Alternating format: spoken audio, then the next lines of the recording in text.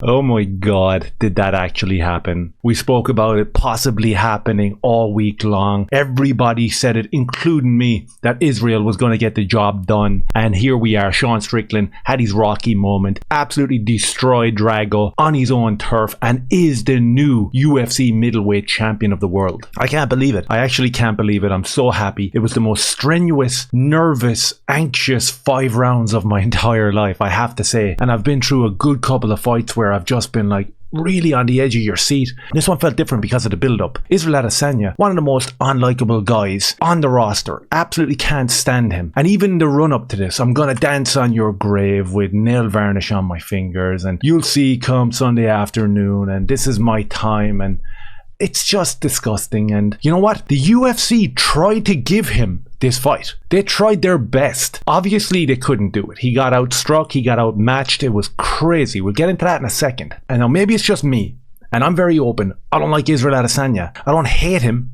Well, I don't know. Maybe I do. But in that first round, he got dropped with that big right hand. A 1-2. Boom. Turned the lights off. Strickland did something that I've never seen him do before. He went after Israel right there and then, and he unleashed like 20 punches. The commentary team fell silent. Absolutely nothing. Go back and watch it. Not one single word. Mark Goddard stayed as far away from this as possible. I actually thought, maybe it was just me because I wanted it to happen. I wanted to manifest it. I actually thought that he could have stepped in and stopped the fight. Now we know that the ref is always going to give the advantage to the champion, and he's going to try let them recover as best as possible. But man, go back and watch it. I know Israel stood up and he did his little thumbs up. He was also doing that thumbs up against Alex Pereira when he was getting absolutely hammered. There was haymakers landing left, right and centre, and he was still ducking his head, still in the game, as he said. You know, I was ducking, I was weaving. I was like, bro, you were out on your feet. And because of being this narcissistic, insecure, multiple personality type of dude, that's what was driving you to get the thumb up and say, listen, I'm okay. Even if you were panned out cold on the ground, you were trying to do that against Alex Pereira. I think it was never more clear after seeing that interaction that the UFC obviously didn't want Sean Strickland to be champion. The commentary team didn't want it to end there with an ass whooping on Israel Adesanya. And Mark Goddard, who I can't stand anyway since the Kamaru Usman-Colby Covington fight, that fucking dude was standing back 10 feet, not interested in even telling Israel to fight back. You would think that the commentary team would have been saying or screaming, as they do in a lot of fights, he's got to show us something here. He's got to fight back. He's got to fight back. Mark Goddard is going to jump in here. No. Zero. Nothing.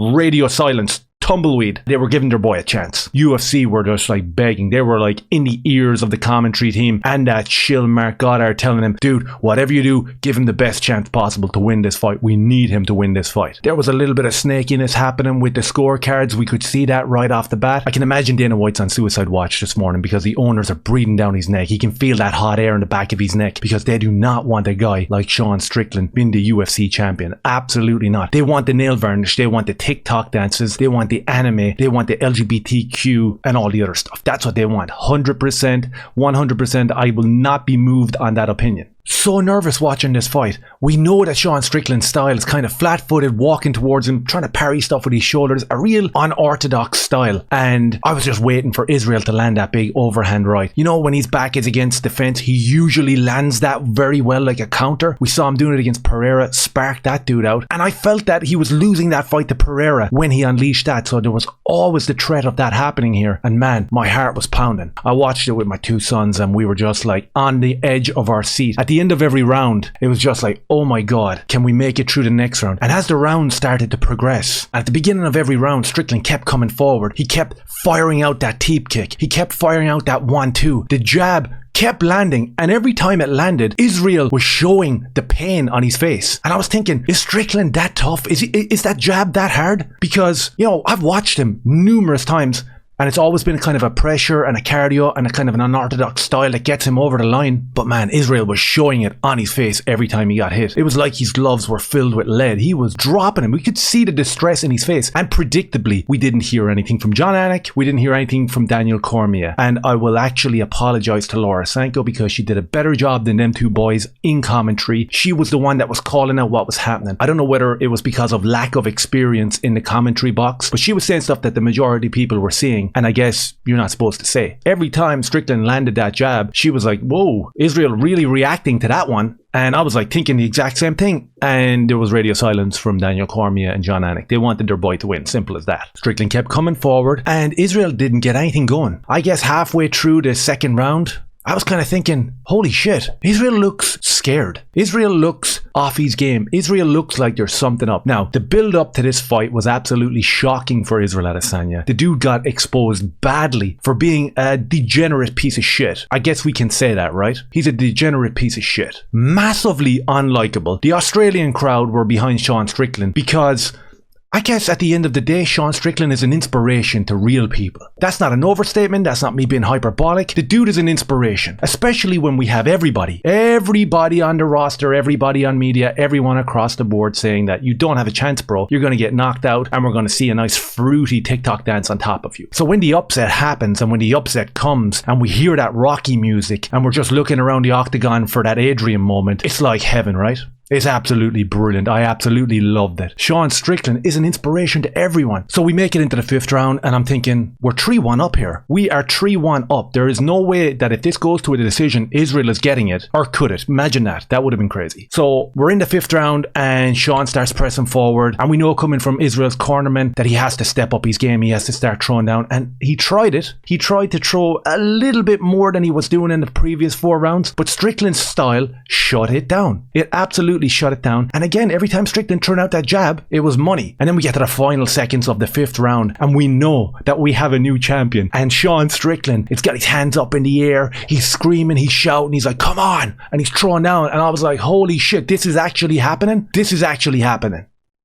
And then the bell rang and we have a brand new champion. And I've never been happier. That's been honest. I've never been happier. I was interested to see how much narcissism could come on display for Israel Adesanya. And before Daniel Cormier could get the mic over to Sean Strickland, the new UFC middleweight champion, Israel Adesanya kind of held the game up there, you know, with hugs and kisses and like begging him not to scald him, I guess. There was a lot of hand signals from Israel Adesanya. He was pointing at his neck. He was pointing at his foot. I believe that he was trying to talk about injury maybe. And I said it to the lads that I was watching with. I was like, this dude is supposed to be injured here anyway. That's the excuse. Because we know that the city kickboxing team are absolute scumbags when it comes to that. How can you be on the mainstream and say that everyone that backs out of a fight because of injury are pathetic losers? Because we don't do that. Our team don't do that. And Kai Kara France had the audacity to be in the crowd. Again, he's doing the cutthroat motion. He's looking up at Manel Cap and I'm thinking, bro, go home. Go home. You got dropped with a body kick there like a few months ago. You started bawling your eyes out. And now you're after missing 2 fights. And your coach is telling everyone that we don't do that at our gym. It's fucking embarrassing. Get the fuck out of the arena, you idiot. So Israel's gesturing all over the place, but he exits the octagon. Not before having a little word in Dana White's ear. Probably about an injury. 100%. An injury or a rematch. We'll get to that rematch bit in a minute because that bothers me. So Sean Strickland gets on the mic. He's the new UFC champion. He gives an inspirational speech. The crowd go absolutely wild. These Australian, New Zealanders that came on Israel's side of the world to support Strickland, ironically, they're all behind him, man. And it just shows you where we are in terms of Israel's fandom. And even with Israel's entrance, there was a lot of booing. There was a bigger pop for Sean, I believe. Sean looked nervous on the way in, but as I said, I think Israel started to look nervous 2-3 rounds in because he realized, I don't have an answer for this style, and he keeps on coming, and that left hand must have been super heavy. So Sean's on the mic, he's exploding, he's the new champion. Dana's in the background, seeding and coping, the same way every UFC shill is, because now they have a champion that they're embarrassed by. And then we get to the after-fight press conferences, and Israel pulls the biggest bitch move ever. He sits there for 30 seconds, does a little bit of whinging and a little bit of crying, and says, I've got to go and be with my family. My head's not in the right space. Eugene Behrman's going to come in and actually do the press conference for me. I've never seen it. I've honestly never seen it. I've seen Conor McGregor get whooped by Nate Diaz come out there and say, beat me fair and square. We'll do a rematch, but tonight it's about him. I've seen Conor do that with Dustin in the first fight. We've seen him do that numerous times, as we do with every other fighter that comes out there. Israel, the king of cringe, he bails out after 30 seconds. Embarrassing. Where's your dance, bro? Where is your dance? So now we get to the part that really bothers me. Eugene Behrman is asked about a rematch and he said, yeah, we'll do the rematch next week and we'll win it. You know, there was no cohesion between the corner and Israel, and I think that if we got a week, we could jump back in there and get the win back. I do not want to see that rematch automatically. And you know who backs me up? Luke Thomas. Heard him saying it the other day. He says, look, 2 losses in 3 fights, that's not enough to get an immediate rematch. Aljamain Sterling was in the crowd and he was holding up a little rematch thing on his mobile phone, and it was like, you ain't getting that, bro. Dana's not giving you that. The UFC are not giving you that. They don't want want you to get that rematch. And I've heard murmurs across Twitter and online that there's going to be a rematch for Israel Adesanya. Absolutely not. He doesn't deserve the rematch. Go fight someone else. Go fight Khamzat Chimaev. Go fight Costa again if Costa wins that fight. But you're not getting a rematch, bro. Get the fuck out of here. And we'll see over the next 24 hours that a lot of these shills who absolutely love Israel Adesanya, you'll see them posting on Twitter and they'll post on YouTube, and you'll see it in real time that they're going to be talking about maybe there was an injury, maybe there was a foot injury before the fight, maybe his mind wasn't in the right place because of the disgusting expose that none of it is true except for all of it is true that happened previous to the fight. So there'll be excuses across the board. Rematch will be on the end of everybody's lips. Be in no doubt about that. They want a rematch. They want to get it back. He doesn't deserve a rematch. Absolutely not. As for Sean Strickland, I don't care who he fights next. I don't care what happens next. Right now, he's an inspiration to so many people. I absolutely love what he did on the build up to this fight, especially when you see the behind the scenes stuff in the embedded. He just felt like a different dude. Felt like a more relatable guy, and the way he held himself on the mic was something that was just beautiful, I think. And fair play to him, man. I'm so happy for him. Absolutely brilliant. You're the champion. Your dreams came true. Nothing but love. Do me a favor, let me know your thoughts down below. Maybe hit like, subscribe, and share, please. Cheers.